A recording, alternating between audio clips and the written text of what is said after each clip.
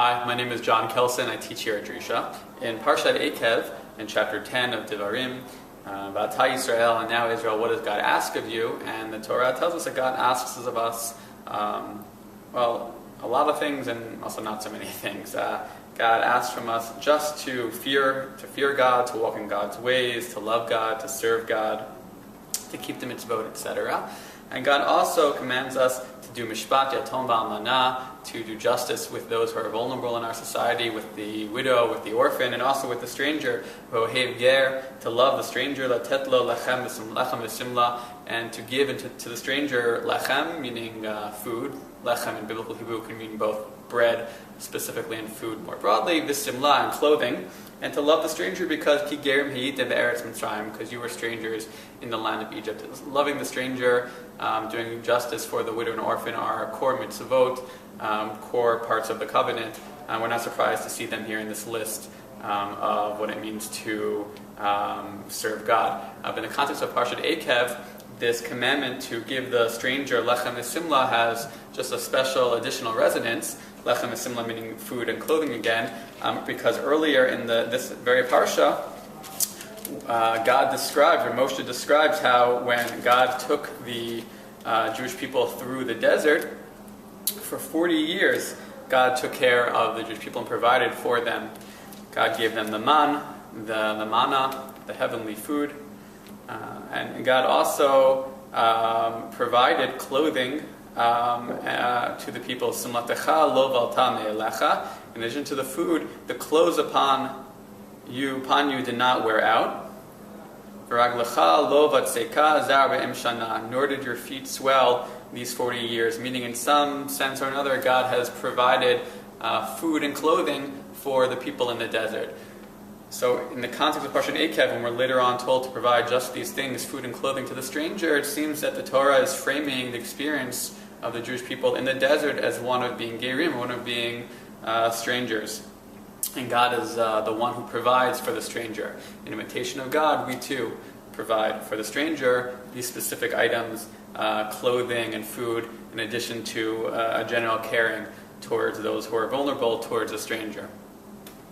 The people in the desert, when we're wandering there, be'eretz lo zerua, are strangers in two different senses. One, in the sense that we were strangers in Egypt, so we were gerim, we were people in a foreign land, vulnerable for many years in Egypt, and we continue with that status in the desert. We're also strangers in the sense that we haven't yet come to our land.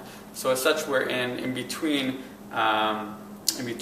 spaces, in between the land of Egypt, the land of Canaan, the land of Eretz Israel, and we are strangers therein, and our experience there is one of extreme vulnerability, and God, who provides for us there, serves as a model for us to, in turn, provide for Gerim when we enter the land ourselves. Now, this provision of the manna, of the food, the lechem, the bread, in the desert, at first glance seems like an unmitigated chesed, unmitigated kindness on the part of God. God's providing food for those who are hungry. And yet, oddly, here in our parsha in chapter 8, other places as well, the man, or the provision of the man, is described as follows. I'm reading chapter 8, verse 3. Vayancha vayarivecha vayachilcha taman asher lo yadata v'lo yadun avotecha. God subjected you. God starved you. The GPS has subjected you to the hardship of hunger, inoi, and gave you the man which you did not know, nor did your fathers know, so that you should know that ki lo al halechem levado yechia hadam, that we do not live by bread alone, ki al kol matzah pi Hashem yechia hadam, but rather man lives on anything that the Lord decrees. Again, GPS translation. What exactly is this inoi? What is the hardship that we are describing here in the desert? Well, you could argue, based on the passage here, that the inoi, the hardship, was the hunger which preceded the giving of the man. The inoi was the experience of hunger before the man was given.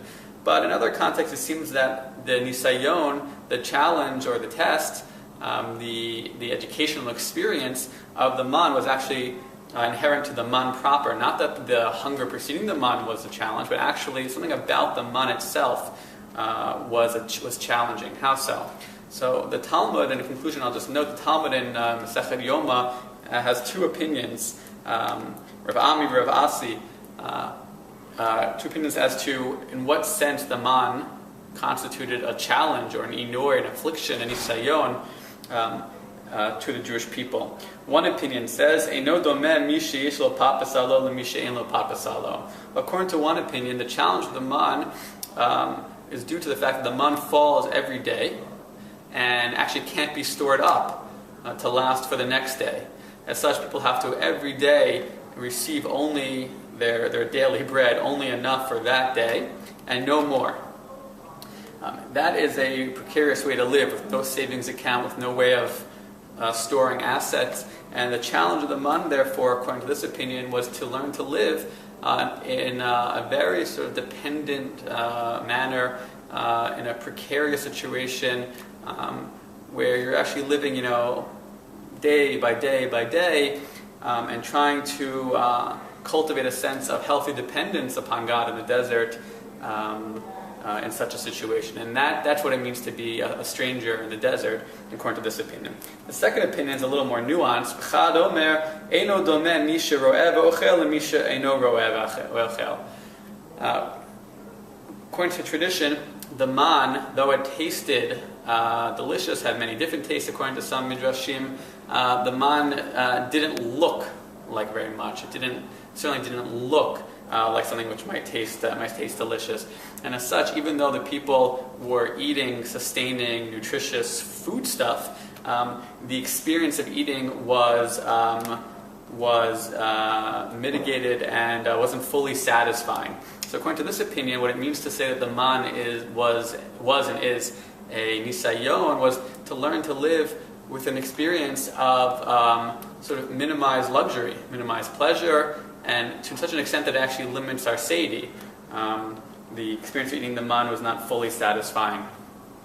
So in both of these opinions, whatever opinion we find more compelling as to what rendered the experience of the man as a challenge, overall it seems that the entire experience in the desert is one of gerut, one of being a stranger, and that God's provision of these things of lechem v'simla in the desert to us were both ways of training us to encounter our own vulnerability, our own precariousness, our own dependence, our own limitation, and then hopefully to imitate God and to in turn take care of those who are also vulnerable within our own societies, and to provide lechem v'simla to them as well. Shabbat shalom.